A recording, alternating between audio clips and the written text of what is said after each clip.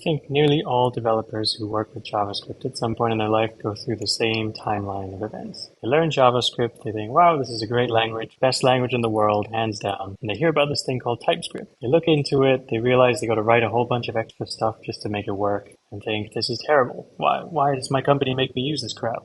6 months down the line, they love TypeScript. There's no way going back. JavaScript, plain JavaScript, makes me sick. Hopefully, after going through these videos, you understand at least the very basics of TypeScript, and a few months down the line, I look forward to shaking hands with you and saying, JavaScript. Yep, it's a bad language. It needs TypeScript. So without further ado, let's jump right into the basics. So to begin, we're going to start with the 3 building blocks of JavaScript. One, which is the strings, which are basically words, phrases, things like that. The numbers, which are integers or decimal points. And the third one is Booleans, so true or false. 1 or 0. So to start off, we're going to look into numbers. Let's just say we have a person, his name is Nick, his age is 29. Let age equals 29. If we mouse over this, we will see that age is in fact a number. And if I then try to say age equals 30 as a string, TypeScript is screaming at me already. It says type string is not assignable to number. Even if I tried to make it a Boolean, it'll say type Boolean is not assignable to number. We can only assign numbers to this. And just for your knowledge, infinity is in fact a number. This can be an integer, this can be infinity as I've just shown, and this can also be decimal points. So let's say const power level, we say this is a number, I can say 9001. What, 9,000? And then I can say the price of something is, let's say 350. Still a number, even though it's a decimal point. And this can be as many decimal points as you want, still considered a number. Next up, we have strings. So this is anything from names to quotes to stories to string literals. Const name, which is a string, is Nick. Now, name is a special block scope variable that we shouldn't touch. So let's say person's name. And if I try to change this person's name to a number, once again, this will scream at me. So my new name is Adam, I've decided, and that's completely fine. You could also put quotes in here, so let my quote string equals We are flaming dragon. perfectly fine. You can also do string literals, so, and this can be my age is age. And this is a string. Even though I'm putting a number into the string, a string literal still acts as a string. Finally, we have Booleans, so let is hungry equals true. This is a Boolean. I can say is hungry equals false when I've eaten my lunch, but I can't say is hungry equals 1, 2, 3. And I just want to say that sometimes I'm writing the string and sometimes I'm not. You can see here age, it just kind of infers that it's a number. When we initialize a variable with something, it infers that type. So here it's inferring that it's a Boolean. So I don't have to explicitly write Boolean, but I can if I want to be very secure and that whoever's reading my code know exactly what I'm trying to put in there. Similarly, if I don't actually initialize the variable, I can say meow. If I look at this, it says variable meow implicitly has any type. So there is this type called any, which means I can make it a string, I can make it a number, I can make it a Boolean. That's fine. Any is basically going back to JavaScript. So it's the worst possible thing you can do in TypeScript.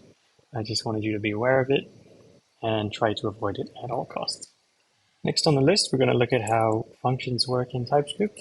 So let's say add numbers, if I can type, equals, and then we put in 2 numbers, so num1 and num2.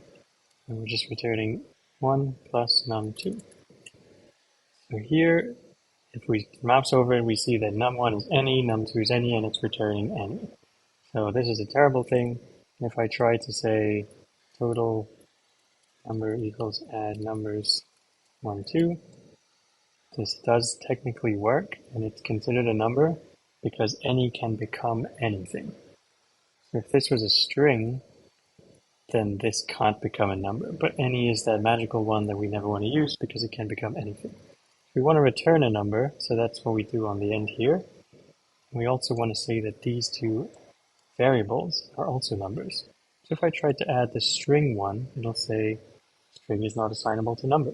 Similarly, if you prefer writing in the function style instead, you can see I can write almost the same syntax, but just function instead of const. And if I mouse over it, you see that it's number, number, number, no any, so we're good to go. And we can return anything we want, so it doesn't have to follow number, and number has to be a number. This could be a string. So I could just take these two numbers and turn it into a string, and technically this works because add numbers now takes two numbers in and it returns a string. Next in line is arrays. Let me just start splitting things up. Now we're going to do arrays and tuples. I think that's how you say it. An array would just be written like so. So it can be 1, 2, 3. We can also have an array of strings such as ABC. And you can also have nested arrays.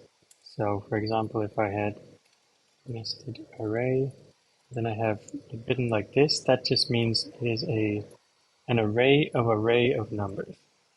So within the main array, there is an internal array, which is this, and each of these is an array of numbers. If I then try to add a number directly here, this wouldn't work because that's how this would be written, just one level in. And for the tuples or tuples, it would be written like this. So you write the array on the outside and specify the first index, second index, however many indexes you want to specify. So the first one has to be a string, the second one has to be a number. Or I could do Boolean number is false 1. And then if I try to put a string in here, it'll say, sorry, this has to be a Boolean. So this is considered a tuple, whichever one, where you specify exactly the indexes and what types they have to be. If you're wondering why we would ever use this, you can imagine a function that returns something like this. True and then an empty string, or false and an error message. So it would always be of the form Boolean string. And so a function could return true if there's no errors in the function, and then it returns the empty string because there's no error message, or it returns false and the string error message. This is just one of millions of ways you could use a tuple. Just thought I'd give you a little bit of context because it seems a bit random. Next up, we're going to look at object types and interfaces. Let's assume we wanted to model some sort of object, like a car. So we could create an interface for a car and say the model is a string, the year is a number, and the brand is a string. So let's just say we have a Toyota Camry 2022. It would be something like const my car is a brand, and this has to be a string. This would be Toyota. The model will be Camry, and the year 2022. And this is all valid. But if I try to create another car, say your car, and I tried to put in anything else, like a number here, it wouldn't work. Boolean wouldn't work. This has to be a string. But you can have a Ferrari, you can have a spider, whatever. This works just fine. If we wanted to take this one step further, we could say that the only car brands in the world are Toyota and Ferrari, and let's say Honda. But if I tried to put in Lamborghini, this would throw an error, because the only brands that are in our database are Toyota, Ferrari, and Honda. So this is basically an OR statement, if you know from maths, like Toyota or Ferrari or Honda. Those are the only valid options. Another thing we could do is to say that the year is not required. So if we wanted any of the parameters to be non-required, we could just put a question mark in there. I can say const another car is brand Ferrari. It's a model spider again, but I don't have to put in the year because this is not required. But I do have to put in the model. It says model is declared here. Property model is missing in type, but required in type car. But it doesn't say anything about the year, but I could make this optional as well, and then this error will go away.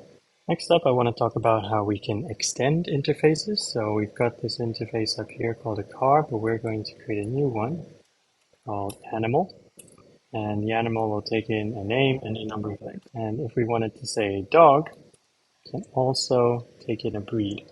So basically, a dog will have a name, number of legs, and a breed because it extends everything from the animal.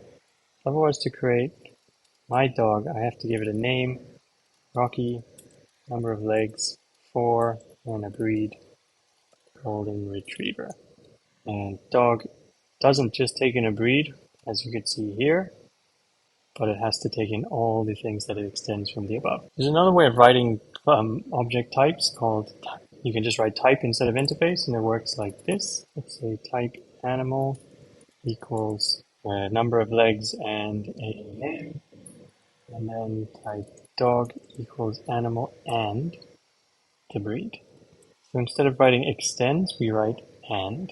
An example I can think of where you'd ever use this and to sort of join two objects could be coordinates. So we could have points towards, which is a number, and a long, which is a number. Obviously, the easier way to write this would just be like so, but there could be a world where you have this as an explicit type, this, and type long equals this, and you could do type coords equals that and long.